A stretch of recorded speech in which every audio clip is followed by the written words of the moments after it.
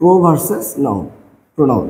তাহলে প্রো কথাটার অর্থ কি, নাউন কথাটার অর্থ প্রো কথাটা হচ্ছে যে ইনস্টেড অফ মানে পরিবর্তে, অথবা ইন ফেভার অফ মানে পক্ষে। তাহলে এই দুটো শব্দের জন্য প্রো কথাটা ব্যবহার হয়। আর নাউন কথাটা হচ্ছে naming word, naming word or words. তো তো আমরা যদি একটা কয়েকটা উদাহরণ দেখি, বাক্যের কতগুলো বাক্য দেখি, তাহলে আমরা প্রোনাউনগুলোর ব্যবহার করেছি, কেন করেছি, কিভাবে করেছি, এবং কি কি আসলে বোঝা যায় ওই যে আই এম এ টিচার। এখানে আইটা হচ্ছে একটা pronoun. I M a teacher, আমার পরিবর্তে আমি জাদু, এর পরিবর্তে কি আই ব্যবহার করা আছে। আই এম এ টিচার, এখানে এটি হয়েছে, এই প্রোনাউনটি হচ্ছে সাবজেক্টিভ। আর I have a large number of students, এখানে আই ব্যবহার হয়েছে যে পসেসিভ সাবজেক্ট, যে আই হ্যাভ এ লার্জ, আমার আছে, আমার অধিকারে আছে। তা I have a large number of students, এটি পসেসিভ প্রোনাউন হয়ে গেছে, আর এটি হচ্ছে সাবজেক্টিভ প্রোনাউন। এই পসেসিভ প্রোনাউন, আমরা জানি যে পসেসিভগুলো প্রোনাউন নয়, পসেসিভগুলো অ্যাডজেক্টিভ, কিন্তু না, এখানে কোনো নাউনকে, এই আই কোনো নাউনকে মডিফাই করে নাই। সুতরাং ভার্বকে মডিফাই করে সে I have a large number of student, I have আমার আছে। সুতরাং এখানে পসেসিভ হয়েছে ঠিকই, কিন্তু পসেসিভ প্রোনাউনে রয়ে গেছে, পসেসিভ অ্যাডজেক্টিভ হয়নি। সুপ্রিয় শিক্ষার্থীবৃন্দ, আসসালামু আলাইকুম ওয়া রাহমাতুল্লাহ। এখন আলোচনা করতে যাচ্ছি অনেক প্রতীক্ষিত একটি বিষয়, প্রোনাউন। এই প্রোনাউন নিয়ে আজকে আলোচনা, প্রোনাউন নিয়ে আলোচনা। সেই প্রোনাউনের যে শুরুটা করব আমি,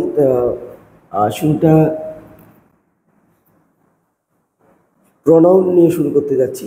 তো কেন আমরা প্রোনাউন নিয়ে আলোচনা করব, প্রোনাউনের কেন প্রয়োজন হয় সেটি নিয়ে আলোচনা হবে ইনশাআল্লাহ। তো প্রথমে আমরা ডেফিনেশন একটা দিতে চাই। ডেফিনেশনটা হচ্ছে, the word or words are used instead of a noun or a noun phrase is called pronoun. We usually use pronoun for avoiding the repeatedly use of noun.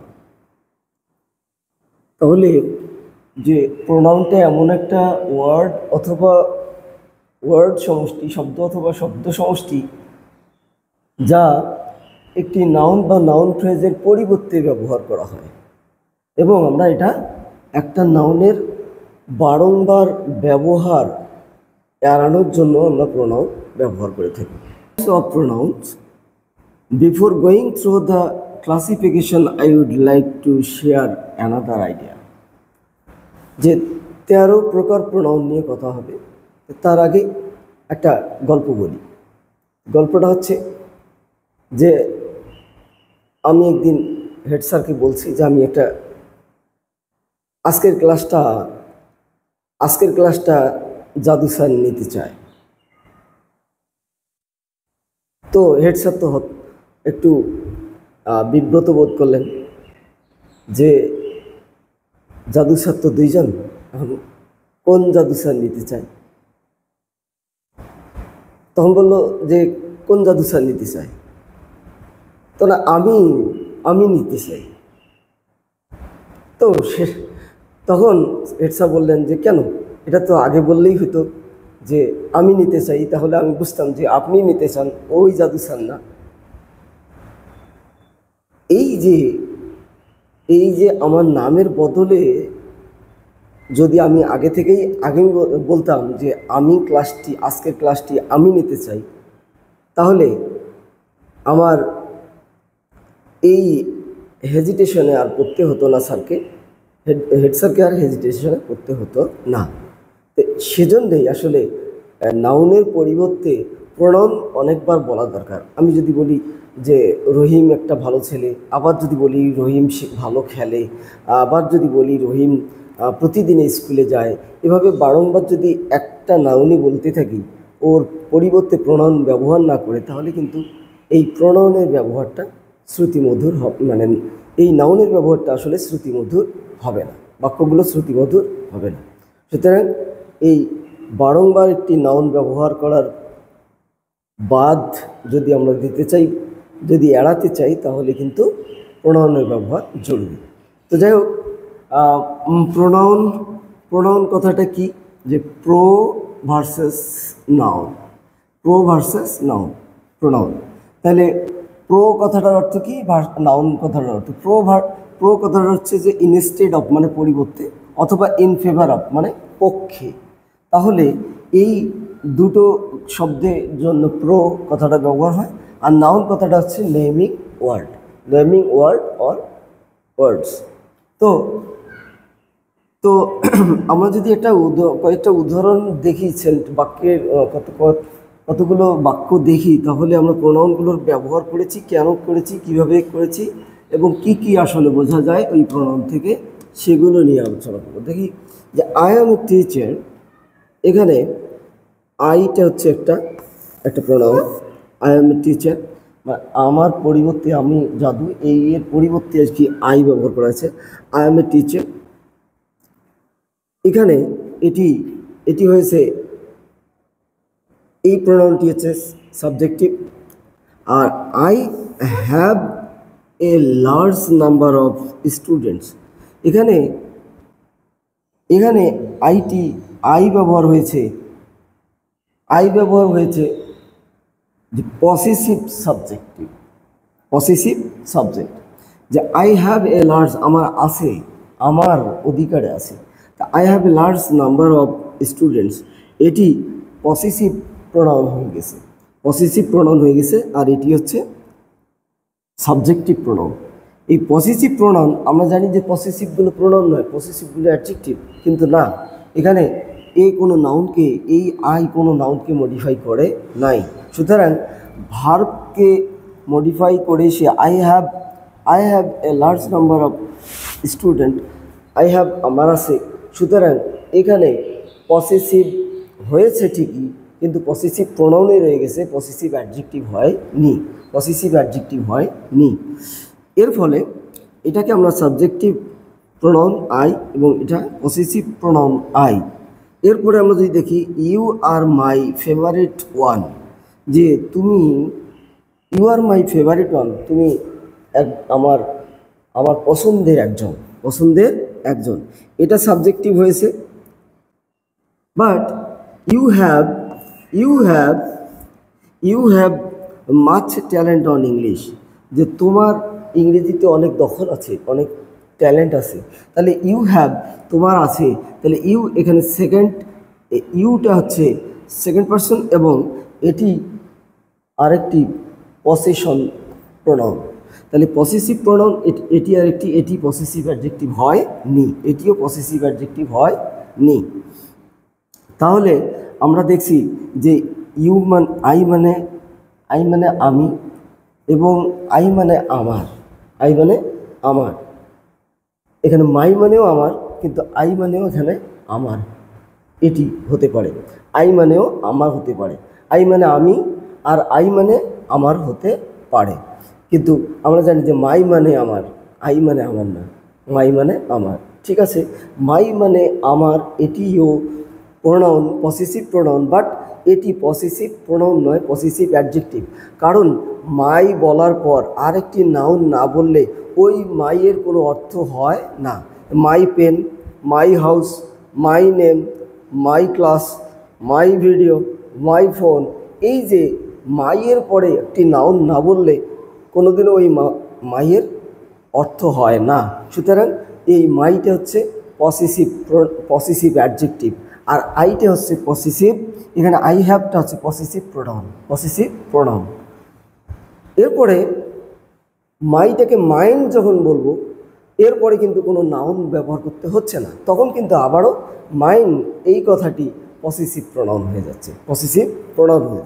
সুতরাং আই সাবজেক্টিভ, আই পসেসিভ, এবং mind মাইটি হচ্ছে possessive adjective, কিন্তু mine হচ্ছে possessive pronoun.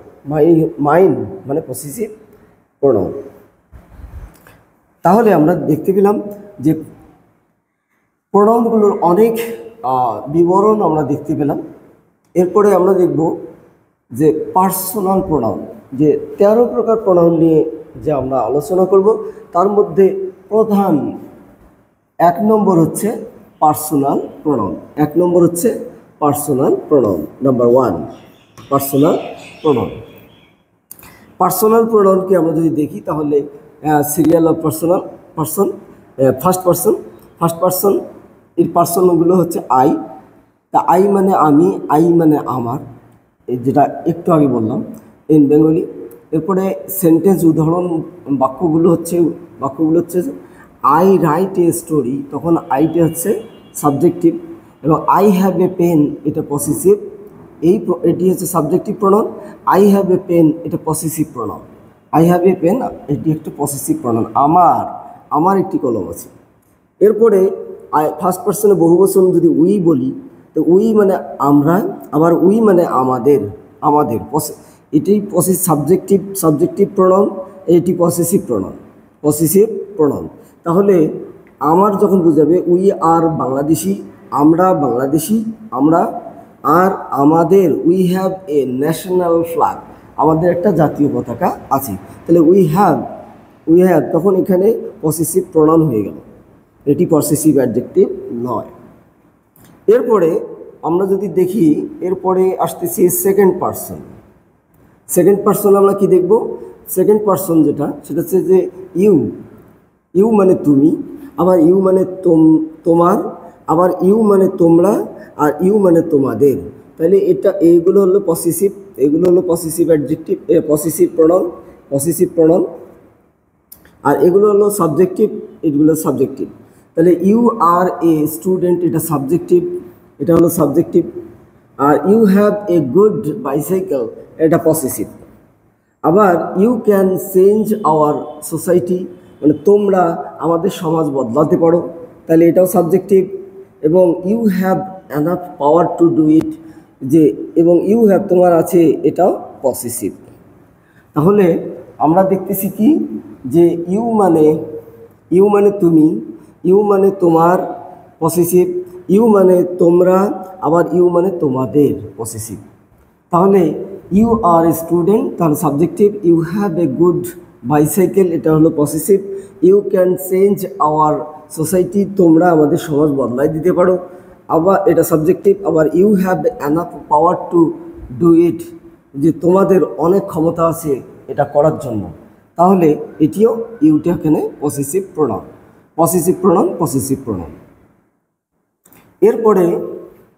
এরপরে আমরা যদি দেখি তাহলে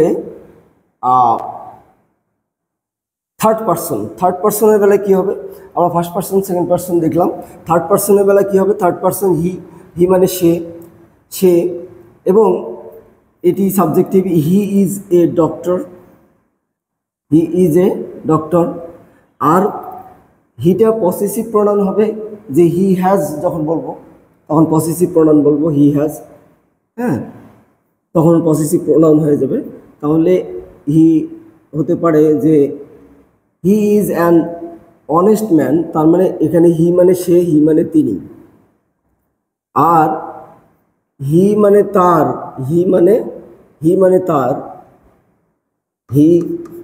সমান তার, এটাও হতে পারে যে হি হ্যাজ এ পেন, তার একটি কলম আছে। তাহলে হি মানে তার, পসেসিভ প্রোনাউন এখানে হতে পারে, হি থার্ড পার্সন। এরপরে শি মানে স্ত্রীবাচক যদি বুঝাই তাহলে এটা বোঝাতে শি ইজ এ ডক্টর, আর হি ইজ এ ডক্টর এটা পুরুষবাচক, আর শি ইজ এ ডক্টর স্ত্রীবাচক। আর হি দিয়ে তিনি, এটি আমরা বোঝাতে পারি অনারেবল পার্সন, এটাকে তিনি বোঝাতে পারি। আবার হি বলতে পসেসিভ প্রোনাউনও বলতে পারি, হি হ্যাজ এ পেন, তার একটি কলম আছে। এরপরে ইট, থার্ড পার্সন ইট, ব্যক্তিবাচক ইট হতে পারে, ব্যক্তিবাচক। যেমন কোনো পাগল বা শিশু, এদেরকে যদি বুঝাই, এরা ব্যক্তি হওয়া সত্ত্বেও এরা অচেতন বা বিবেক জ্ঞানহীন বুঝানোর ফলে এদেরকে ইট বলা যায়। এবং অব্যক্তিবাচক যদি হয় তাহলে তো কোনো কথাই নেই, ইট ব্যবহার হবে। It is a nice picture অথবা it is a nice cat, তাহলে অব্যক্তিবাচক এর বা প্রাণীবাচক বা বস্তুবাচক উভয় ক্ষেত্রেই ইট ব্যবহার হবে, ইট ব্যবহার হবে। এরপরে তৃতীয় লিঙ্গ অর্থাৎ থার্ড ট্রান্সজেন্ডার কি, ট্রান্সজেন্ডারের ক্ষেত্রে ইট ব্যবহার হতে পারে। ইট is A transgender, it is A transgender person. এরপরে দে আর, এটা তারা, অর্থাৎ ইটের বহুবচন দে, এটাও থার্ড পার্সন হতে পারে। দে তারা, দে আর প্লেইং ক্রিকেট, তারা ক্রিকেট খেলতেছে। এখানে দেটা থার্ড পার্সনে বহুবচনে আমরা বহুবচনের রূপ একটা দেখতে পাচ্ছি। তো সম্পর্কে আলোচনা করে প্রথম পর্বতে আমরা প্রথম পর্ব আলোচনা করলাম, দ্বিতীয় পর্ব নিয়ে এবং দ্বিতীয় তৃতীয় পর্বে আলোচনা হবে ইনশাআল্লাহ। তো সকল পর্ব দেখার আমন্ত্রণ জানিয়ে এই পর্যন্ত বিদায় নিচ্ছি। আল্লাহ হাফেজ। আসসালামু আলাইকুম ওয়া রাহমাতুল্লাহ।